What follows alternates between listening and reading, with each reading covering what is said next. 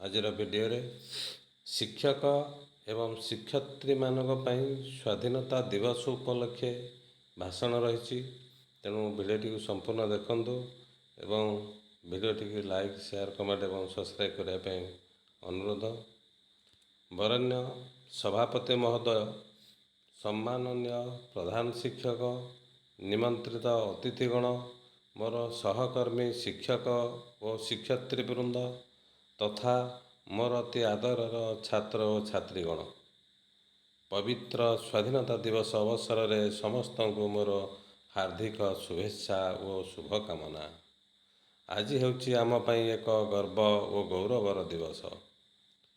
1947 ମସିହା ଅଗଷ୍ଟ 15 ତାରିଖରେ ଆମରି ଏହି ପୁଣ୍ୟ ଜନ୍ମଭୂମି ଭାରତ ମୁକ୍ତିଲାଭ କରିଥିଲା ନିର୍ଦ୍ଦୟ ନିର୍ମମ ଇଂରେଜ ଶାସନର ପଞ୍ଝାରୁ।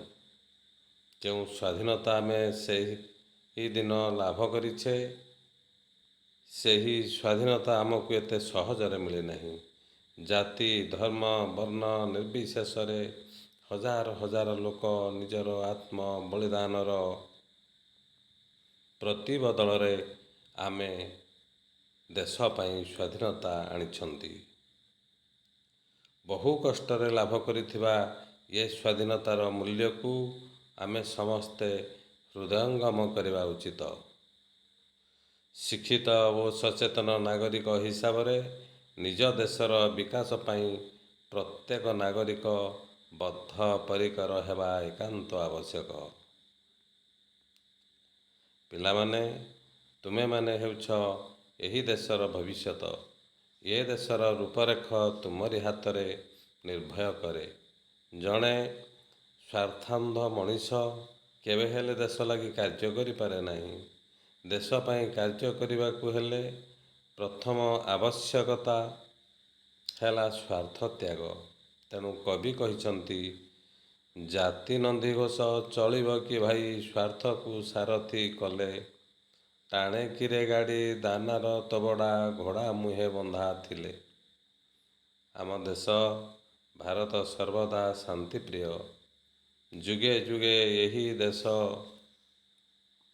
ତାର ଗୁଣ ପାଇଁ ବିଶ୍ୱବନ୍ଦିତ ଅଟେ। କୌଣସି ପ୍ରକାର ଅନ୍ୟାୟ ଓ ଅତ୍ୟାଚାରକୁ ଆମ ଦେଶ ଭାରତ ବରଦାସ୍ତ କରିପାରେ ନାହିଁ। ଏହାର ଉଦାହରଣ ହେଲା ସ୍ୱାଧୀନତା ସଂଗ୍ରାମ। ଇଂରେଜ ଶାସନ ବିରୁଦ୍ଧରେ ସମୁଚିତ ଜବାବ ଦେବାକୁ ଏହି ଦେଶ କୁଣ୍ଠାବୋଧ କରେ ନାହିଁ। ନିଜ ସ୍ୱାର୍ଥ ପାଇଁ ଆମେ ଅନ୍ୟ କାହାକୁ ବିପଦକୁ ଠେଲିବା ନାହିଁ, କିନ୍ତୁ ଅନ୍ୟ କିଏ ତାର ସ୍ୱାର୍ଥ ପାଇଁ ଆମକୁ ବିପଦରେ ପକାଇବାକୁ ଚେଷ୍ଟା କଲେ ଆମେ ତାକୁ ଠିକ୍ ଜବାବ ଦେବା। ଦୀର୍ଘ 200 ବର୍ଷ ଧରି ଇଂରେଜ ଶାସନ କବଳରେ ରହି ଆମ ଦେଶର ସାହସୀ ଦେଶପ୍ରେମୀ ସ୍ୱାଧୀନତା ସଂଗ୍ରାମୀମାନେ ମାତୃଭୂମିକୁ ଇଂରେଜ ଶାସନରୁ ମୁକ୍ତ କରିବା ପାଇଁ ବ୍ରିଟିଶ ଫୌଜ ଆଗରେ ଛାତି ଦେଖାଇ ଦେଇଥିଲେ। ପ୍ରକୃତ ସ୍ୱାଧୀନତା ଆନ୍ଦୋଳନ 1857 ମସିହାରେ ସିପାହୀ ବିଦ୍ରୋହରୁ ଆରମ୍ଭ ହୋଇଥିଲା। ସ୍ୱାଧୀନତା ସଂଗ୍ରାମରେ ଯୋଗ ଦେଇ ଭଗତ ସିଂହ, ଲକ୍ଷ୍ମଣ ନାୟକ, ଜୟରାଜଗୁରୁଙ୍କ ଭଳି ମହାନ ଦେଶପ୍ରେମୀ ଫାଶୀ ଖୁଣ୍ଟରେ ଚଢ଼ି ଶହୀଦ ହୋଇଥିଲେ। ମହାତ୍ମା ଗାନ୍ଧୀ, ସୁଭାଷ ଚନ୍ଦ୍ର ବୋଷ ଦେଶବାସୀଙ୍କ ମନରେ ସ୍ୱାଧୀନତା ପାଇଁ ଏପରି କଲେ ଯେ ଏହାର ଫଳସ୍ୱରୂପ ସ୍ୱାଧୀନତା ଆନ୍ଦୋଳନରେ କୋଟି କୋଟି ଲୋକ ଯୋଗ ଦେଲେ।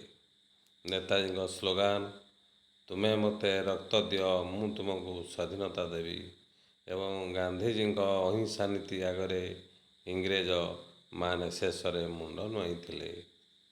1947 ମସିହା ଅଗଷ୍ଟ ମାସ 15 ତାରିଖରେ ଆମ ଦେଶ ଭାରତବର୍ଷ ପରାଧୀନତାର ରଜ୍ଜୁରୁ ମୁକ୍ତ ହୋଇ ସ୍ୱାଧୀନତା ଲାଭ କଲା।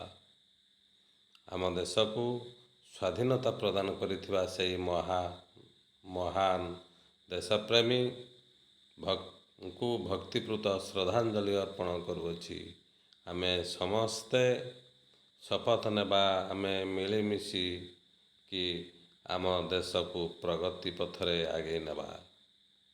ମୁଁ ଏତିକି କହି ମୋର ବକ୍ତବ୍ୟ ଶେଷ କରୁଛି। ଜୟ ହିନ୍ଦ, ଜୟ ଭାରତ।